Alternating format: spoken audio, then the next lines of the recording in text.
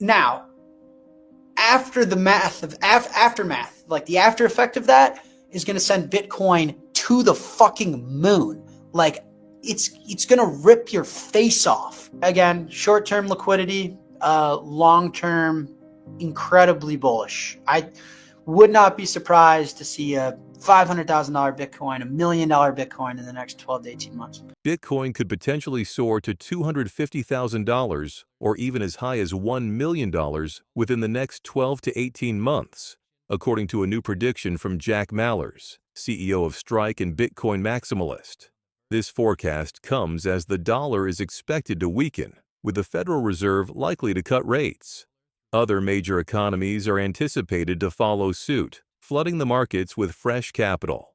Historically, when liquidity increases, assets like Bitcoin tend to benefit the most, and this time appears to be no different. A weaker dollar could trigger a chain reaction, causing global currencies to depreciate, which would make hard assets like Bitcoin even more appealing. With institutional investments continuing to flow in and Bitcoin's supply and exchanges dropping, the conditions are aligning for a significant rally. Mallers now predicts that Bitcoin could reach between $500,000 and $1 million in the next 12 to 18 months. Be sure to stay tuned until the end of the video to hear exclusive Bitcoin insights from Jack Mallers that have never been shared before. Let's now dive back into the video and hear from Jack Mallers. There's a lot of volatility in markets, and everyone is tying it to a trade war, to Trump's tariffs. Here's my message to the public. This is bigger than tariffs. This is the post-World War II economic order unwinding. People think that this is about Trump's tariffs or about trade wars with other nations. It is not. The entire global economic system that has existed since World War II is breaking down, okay? The United States has spent the last 80 years or so running what's called a trade deficit, sending dollars abroad to other countries, exporting dollars and importing goods and debt, okay? This system is no longer sustainable.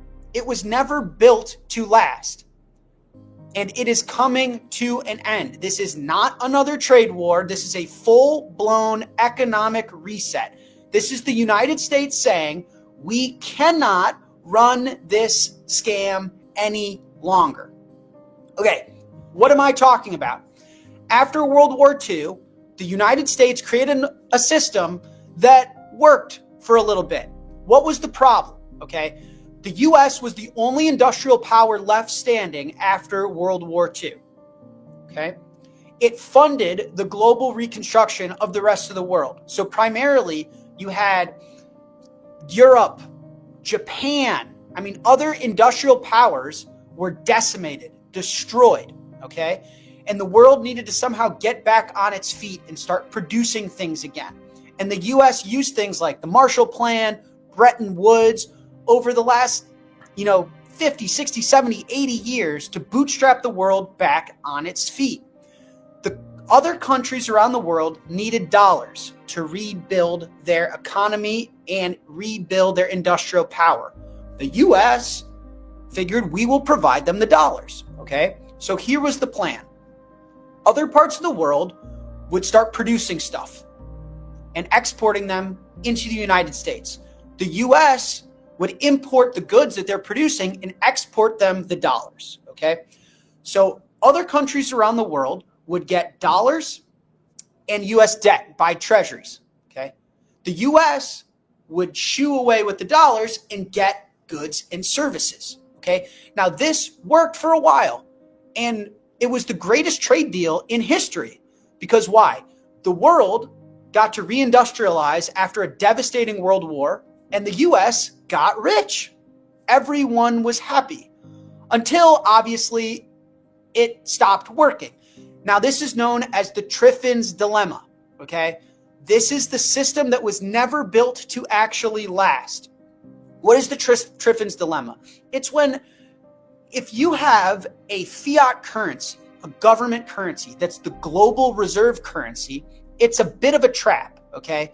Meaning that you have to, if you have the world reserve currency, you have to run a deficit in order to supply the rest of the world with the reserve currency.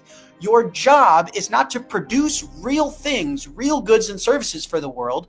Your job is, unfortunately, to give the world your currency. So you're never producing more for the world than you're consuming. At the end of the day, you have to hold yourself to printing more pieces of paper than you're consuming goods. So you are going to run a giant deficit. You are going to print a lot of money and run up a lot of debt.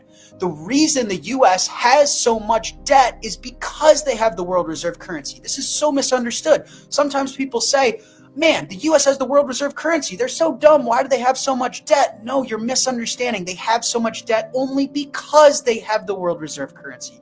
Their job is to constantly be exporting the dollar. Now, what does that do to your local economy and to your country? It hollows out the domestic economy over time. The world kept needing dollars, so the US kept printing dollars, okay? That means we stopped producing actual stuff, okay?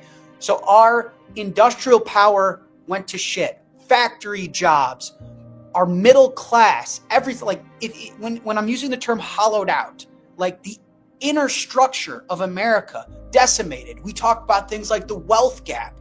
Look around. If you're an American listening to this, go into your pocket, look at your phone, look at who made everything around you. It's probably not in the United States of America. The middle class no longer exists here. The wealth gap is massive.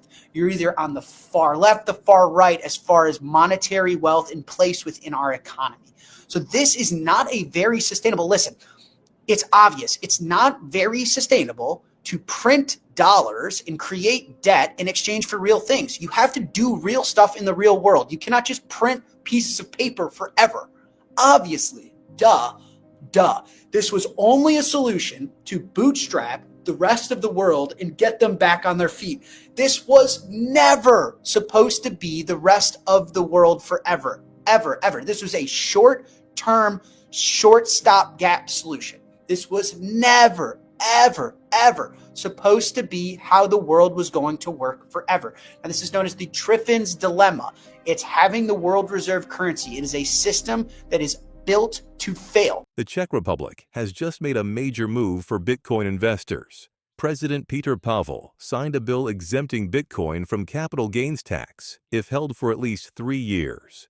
This makes the country one of Europe's most crypto-friendly, allowing long-term holders to keep 100% of their profits. Additionally, small transactions under 3,901 won't require reporting. The Czech National Bank is also considering adding Bitcoin to its reserves. With these steps, the country is positioning itself for financial growth and innovation, and other EU nations may soon follow suit. Now, let's return to hear more insights from Jack Mallers on Bitcoin's future. I've told you guys, $100,000 is a big psychological number for this asset, okay? I expect a lot of short-term volatility. This stuff has to unwind. Someone has to bend the knee, okay? Is Trump going to publicly backtrack on his campaign promises and backtrack on his vision for the country, which is reshoring production, weakening the dollar, and starting to realign the relationships we have with other nations? Or is the Fed going to be forced to bend the knee? Something has to break. But until then, there isn't enough liquidity and clarity to send assets much higher. If anything, there's going to be a crisis. Okay? I expect a lot of volatility in the short term. Now, in the long term, who's the big winner of a weaker dollar and a realignment of the macroeconomic landscape, unwinding of World War II? The big winner are scarce assets. The big winner are neutral assets. The big winner are world assets, assets that everyone has access to that are neutral and can act as a reserve currency. The two candidates are obvious. It's either gold or Bitcoin. That's it.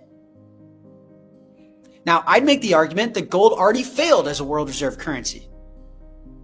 Because in a digital economy of 8 billion people, you need trust in order for it to work. Gold cannot achieve transaction finality without trust, okay? When I needed to exchange gold with my neighbor, gold works fine. Peer-to-peer, hand it. Hand it right to my neighbor. Transaction finality, done. But if I need to use gold to book a flight online, if I need to use gold to make a remittance payment, when I need to use gold to order NFL tickets, I need to trust the financial institution. Gold cannot achieve transaction finality in today's economy, in today's world, without trust. If you trust governments, if you trust corporations, if you trust central banks, gold works great. But it's not the money of enemies anymore. It's gold centralized, and it's too easy to manipulate. So listen, in a weaker dollar environment, Bitcoin's the best performer. Bitcoin absorbs the most value. I think the upside over the next year, 5 years, 10 years, 100 years for Bitcoin to be a major player as a neutral reserve asset for the world, you guys have to understand. The Triffin's dilemma, like no country wants the world reserve currency. We have to move towards neutral reserve asset. Nobody wins in this environment. So when everyone's like, Trump's such an asshole, this is all about trade wars. No, it's not. It's not. It's not. It's about how do you unwind the World War II setup, post-World War II setup? How do you reshore production in the US so we're actually doing stuff? How do you weaken the dollar, inflate away our debt, and introduce global trade settlement that uses a neutral currency? And so when I'm saying the US should buy Bitcoin and Senator Lummis's Bitcoin Act, these are things like, if the future of the world is neutral currencies, right now the US doesn't own any Bitcoin effectively. It's never purchased Bitcoin. It needs to get off zero because the odds that Bitcoin plays a role are far from nothing. But in summary, that's my interpretation of what's happening right now and what we're living through. I think Bitcoin is going to be very volatile. It's the only truly free market in the world. Okay? Think of Bitcoin like a truth machine. It is able to collect everyone's inputs. Everyone in the world can give Bitcoin an input. So it's the only thing that is pure truth. Pure truth. It doesn't close. It doesn't disallow anyone from having access. Bitcoin is pure truth. So it's always going to be first moving. It's always going to be volatile, but it's a truth machine. So I expect it to move a lot. I expect it to reflect a lot of the uncertainty that's in the world today. You have the President of the United States and the Chairman of the Federal Reserve at odds. At odds. And that's going to take a second to iron out. I expect Trump to not be afraid to stress the financial system and impose his intentions on making his political promises real and forcing Powell to bend the knee. I do not think he's afraid to do that. I think if anything this weekend, he sent that message. He sent that message loud and clear. And the market is rebounding momentarily because he's paused tariffs, I guess. But my expectation is he's full stop, all gas, no brakes. And Powell has to play ball. He has to come to Jesus, according to Trump. So I think there's going to be volatility. Now, in the long term, I expect Bitcoin to go to 250,000 to 1 million this year. I expect the dollar to be significantly weaker.